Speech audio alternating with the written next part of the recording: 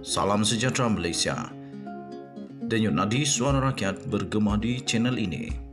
Sebelum kita mulakan berita pada hari ini, jangan lupa tekan butang subscribe, like dan share. Sila tinggalkan komen anda. Denyut nadi suara rakyat terus bergema di channel ini.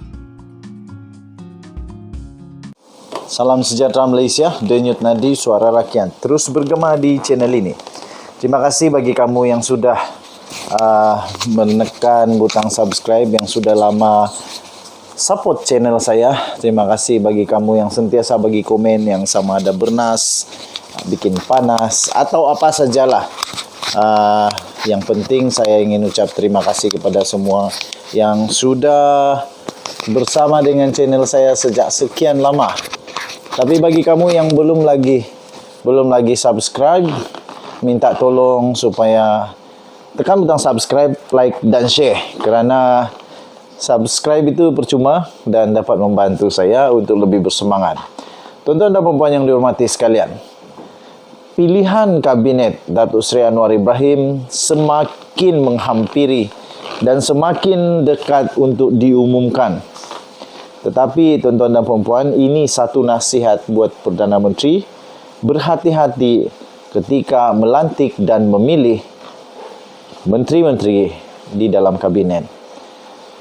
Ulasan daripada Kadir Jasin, jangan tengok Daim Zainuddin seorang saja sebagai orang luar dan teknokrat yang dilantik menjadi Menteri Keuangan.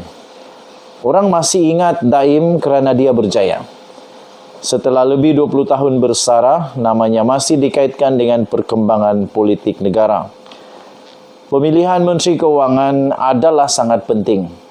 Perdana Menteri Anwar Ibrahim sendiri tidak boleh ambil jawatan itu kerana bertentangan dengan dasar PH bahawa Perdana Menteri tidak boleh pegang jawatan kedua. Seelok-eloknya calon Menteri Keuangan biarlah di kalangan ahli parlimen. Tolak sebelah calon dari luar kerana pengalaman kita dengan ramai Menteri Keuangan dari sektor swasta adalah mereka yang tidak perform, malah sangat hambar dan membawa padah kepada negara. Kalau hendak pertimbangkan juga, wajib disiasat dan dihalusi latar belakang serta prestasi mereka, khususnya yang pernah menjadi Menteri Keuangan kedua dalam kerajaan-kerajaan dahulu. Wajib tengok rekod Suruhanjaya Security, sama mereka terlibat dengan jenayah perdagangan macam insider trading, mengubah wang haram dan sebagainya. Ini adalah kerana banyak penyelewengan dan manipulasi yang melibatkan berbilion ringgit.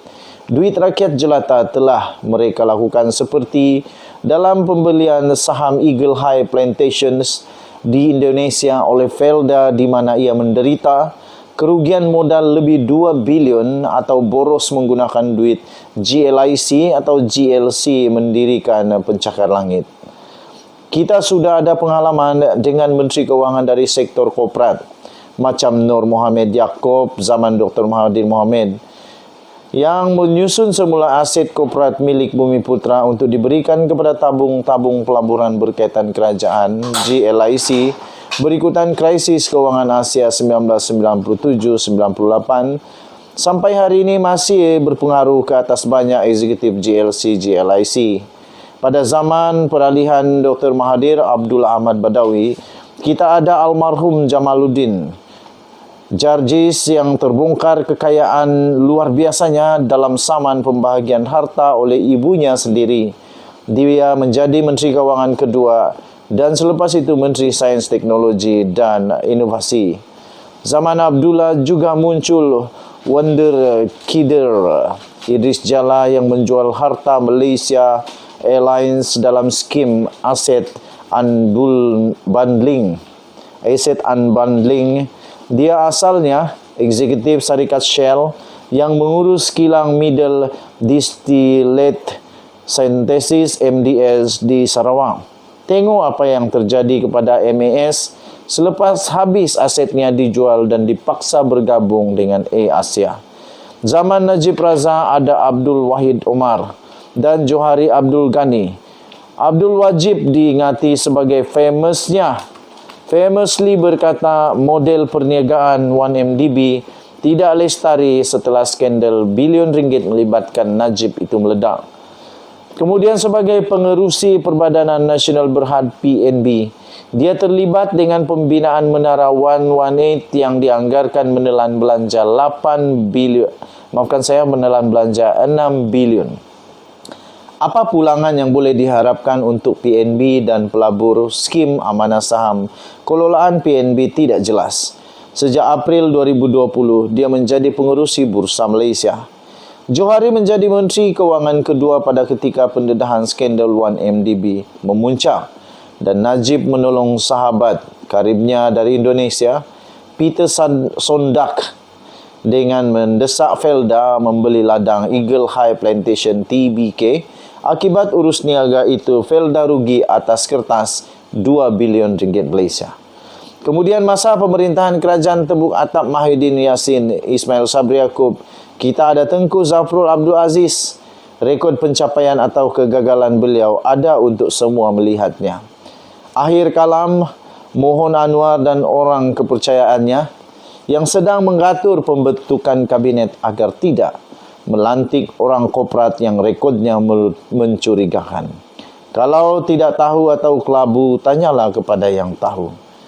Parti-parti kerajaan perpaduan pula, tolonglah, calonkanlah ahli parlimen yang berpengetahuan, bebas jenayah dan berintegriti.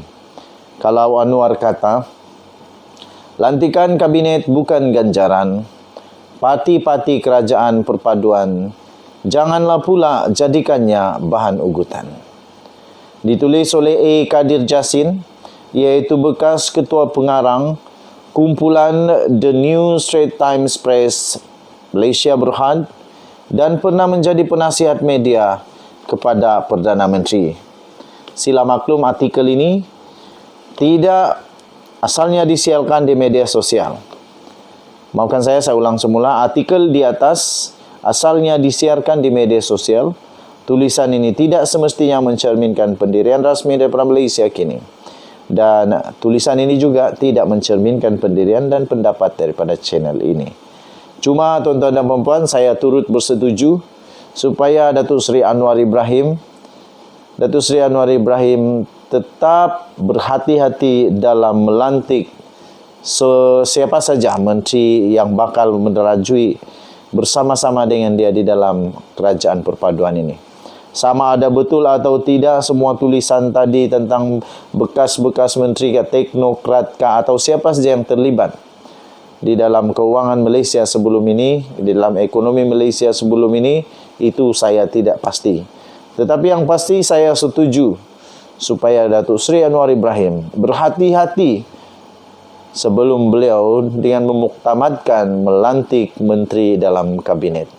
Saya pasti Datuk Seri Anwar Ibrahim sangat bijak orangnya. Malah orang-orang di sekitarnya adalah juga orang-orang bijak. Jadi kerana itu pasti keputusan yang dia akan buat juga keputusan yang bijak. Denyut nadi suara rakyat bergema di channel ini. Jangan lupa tekan butang subscribe, like dan share. Kita jumpa lagi.